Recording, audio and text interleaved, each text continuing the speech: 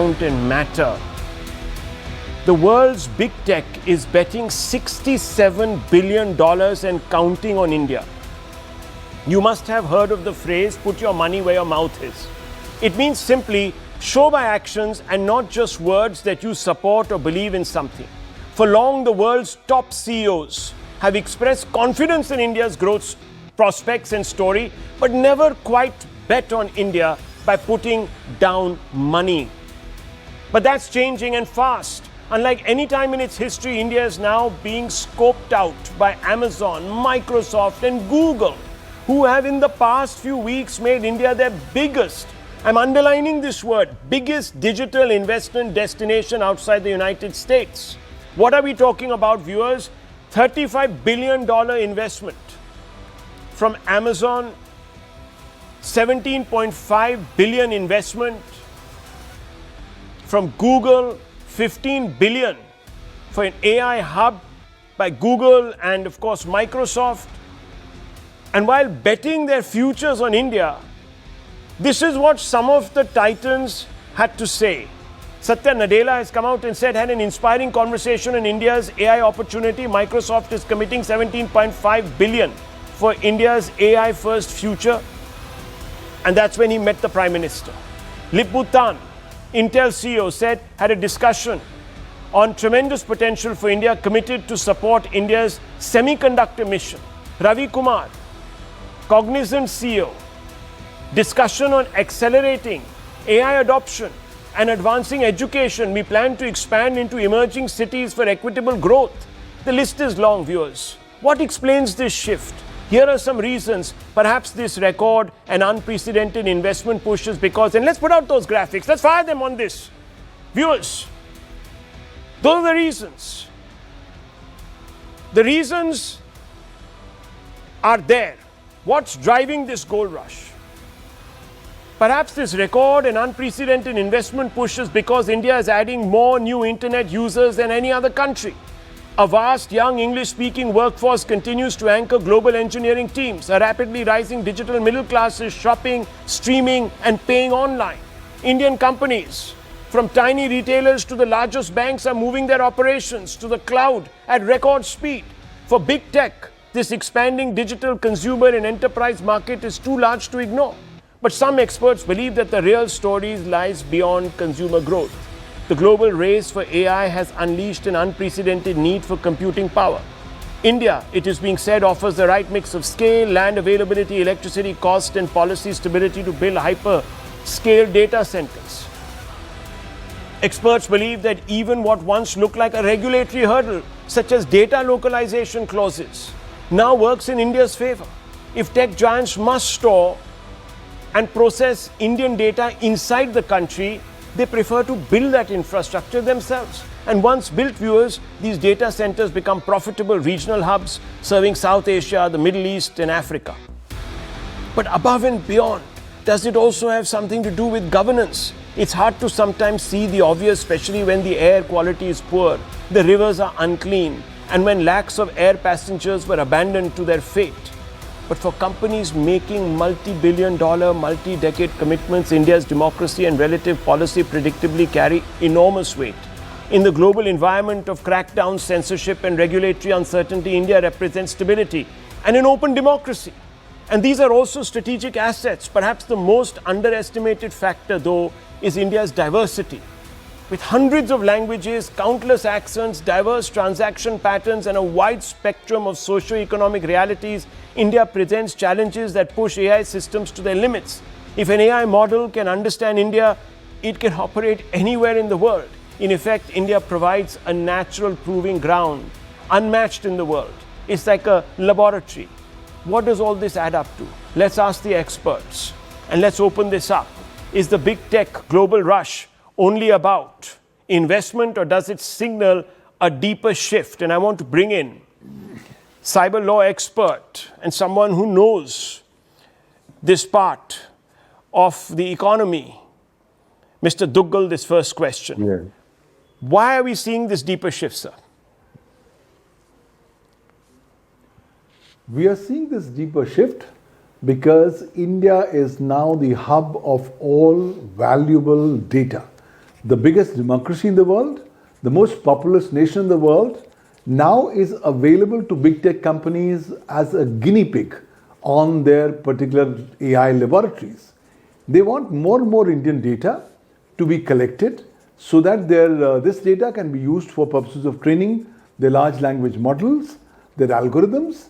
So ultimately, Indians are actually trading their own data for some kind of a convenience or some kind of a world-class exposure. But ultimately, long term, it's going to be a massive deprivation of the fundamental right of privacy, both personal privacy and data privacy for Indians.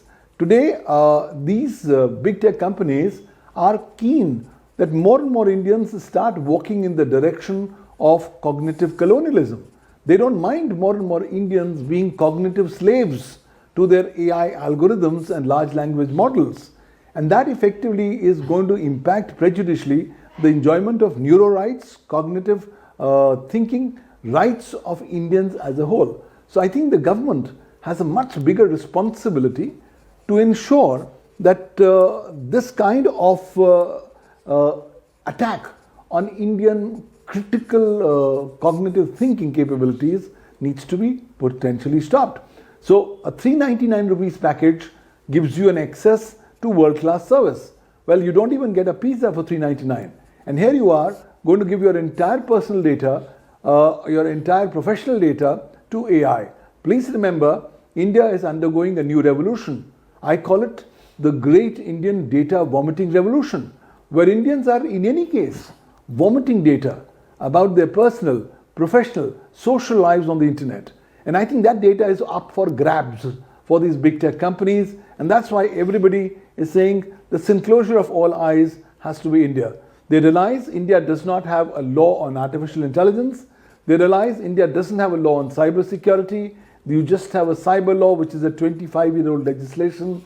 The people and their rights, cognitive faculties are not adequately protected. Okay. And here, while it's a gray zone, let's make merry while the good season lasts. Okay. So I think India needs to be far more careful, and the onus needs to be back on the government. Okay. Dr. Ranganathan, you raised your hand. Yes.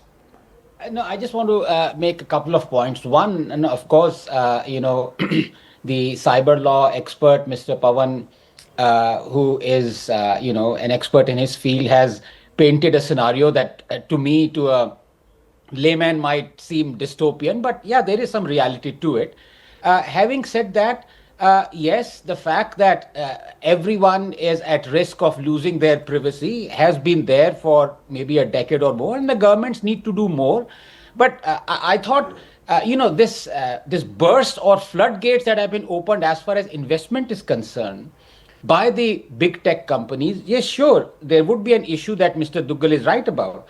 But I am more concerned about India not losing out in the race for science and technology and the AI, the development of AI as a whole. I'm not looking at privacy matters here. For them, there are experts. So there I'd like to make a point.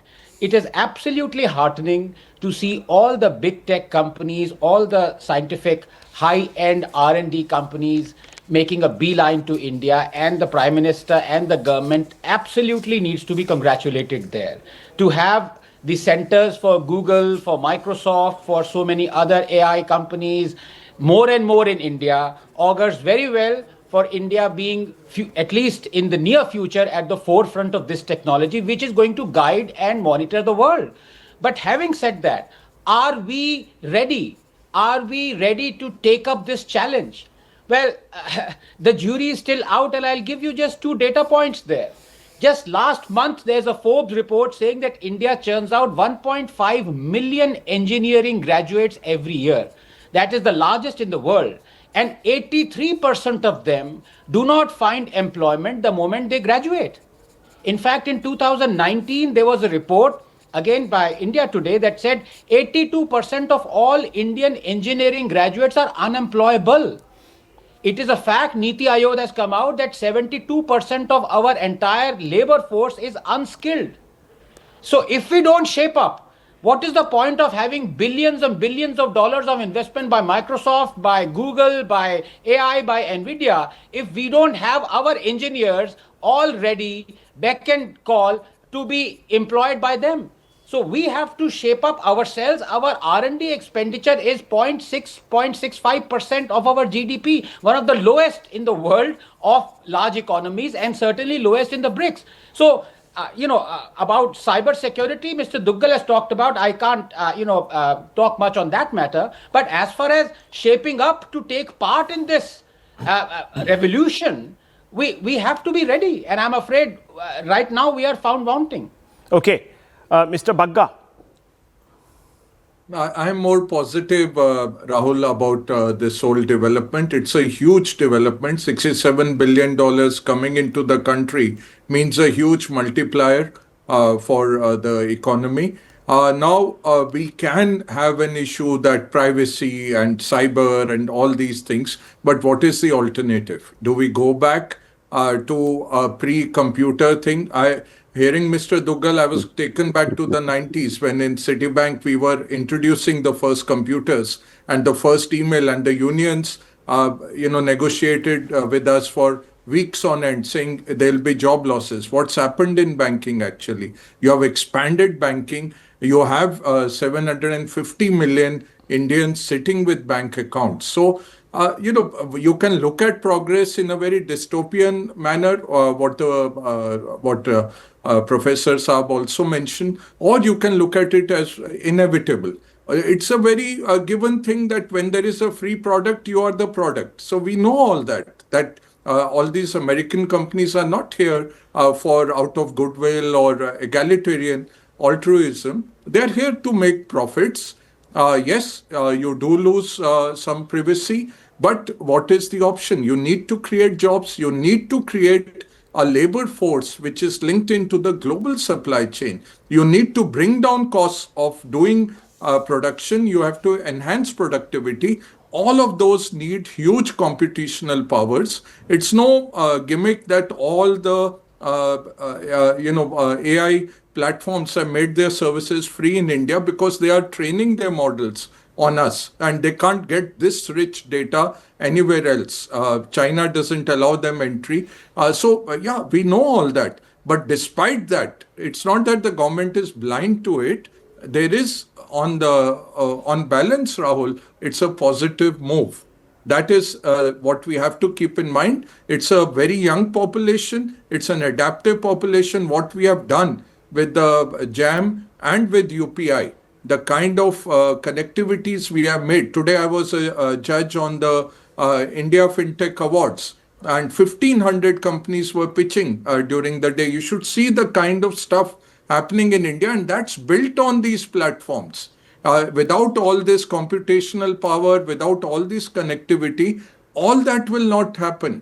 And you will be left behind in the race. So either we are a China or a Russia, we create our own internet, we monitor it very well. I don't think we have the capacity for that. The second best alternative is to encourage the world to come in, put some guardrails, have people like Mr. Duggal manage those guardrails, and hopefully get a positive out of it, Rahul. Well, let me just say, viewers, that quite fundamentally, this data mining business is a bit of a lazy trope. Google doesn't need India to mine data. It already sits on petabytes. I don't know if there's a word like that. Petabytes of behavioral data from 3 billion plus global users, viewers. We have been parlaying our data through WhatsApp, through every little app we download. And I've been saying this for the last 1 week, but being pilloried left, right, and center by people who think I'm talking up some prospects or somebody or the other. Viewers, the day, and I remember the Israeli former ambassador telling me, the day you buy a mobile phone, that's the end of your privacy. Every time,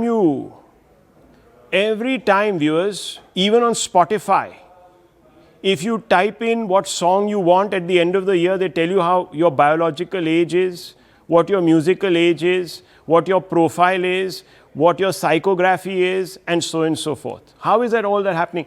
You type in a vacation in Thailand, or let's say a vacation to Berlin, which is a very fashionable destination these days. They'll give you 40 prompts. in the next moment, suddenly your timeline will be flooded on Google and all sorts of other apps that you have with information about what to see, where to buy. So let's just look a little bit more at basic issues here. India's data is largely already on global platforms. So what are we talking about? I don't understand. Anyhow, maybe, viewers, I don't have somewhat of an agenda to peddle just the truth, so I'm telling you the truth. If you think that you're sitting for the last 15 years without anyone knowing your profile, you're living under a rock, let me tell you. And it's one of those old rocks which go back to the Jurassic period. But anyhow, let me just bring in Mr. Mehrotra here. Mr. Mehrotra, it's a fundamental question. Look, we can be pessimistic about these people coming in for the gold rush, as some people are calling it. But fundamentally, let me ask you, why are they coming in? There are so many options today. Even Bangladesh, we were being told by some people, was a great option. Why don't they go there? Those are even more unfarmed, unregulated markets. Go to Vietnam. Go to Thailand. Go wherever else. So why are they coming here? There must be something that is looking good, that there is some ROI, there is some prospect of a growing economy, that maybe India's economic managements have given investors some confidence. Is that a possibility, or is that also not a possibility? Rahul, I think it's fairly straightforward why they are coming in.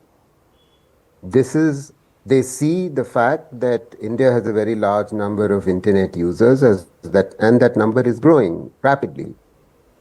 Secondly, India also has the human resources which has generated the global capability center boom.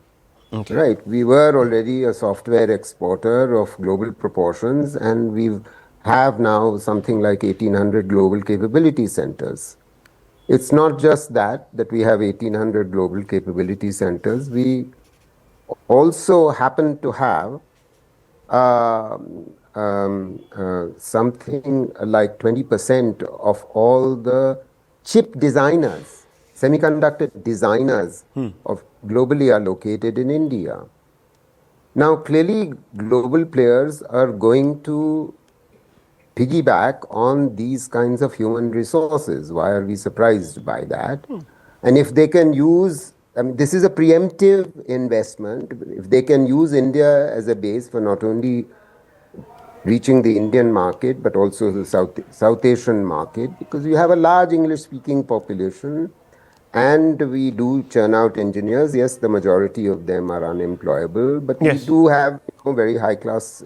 So that's the reason why we are coming. There's it's not rocket science at all, and this is a sector which has been making money hand over fist in the United States. You know that.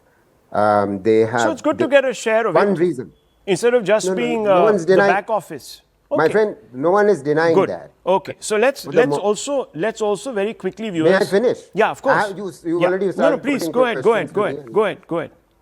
Yeah. So I will finish very, very quickly. So I've given you the good news. The fact remains that if we have all these human resource assets, then we also have to have a cybersecurity law.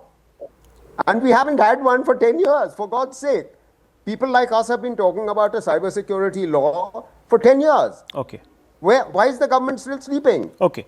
Well, is it that difficult to prepare a cybersecurity law? But I think we're conflating two issues here. Yes, of course there should be a cybersecurity law. No, one second, Mr. Mehrotra. We are here on the point. Look, if it is only about data theft and data, please don't understand. Don't shout at me. I am only. No, because don't shout at me, sir. I haven't finished. Have I invited somebody to shout at me? No. Please don't shout at me. Explain to me. But I just want to make one small point. I need to also move on, viewers.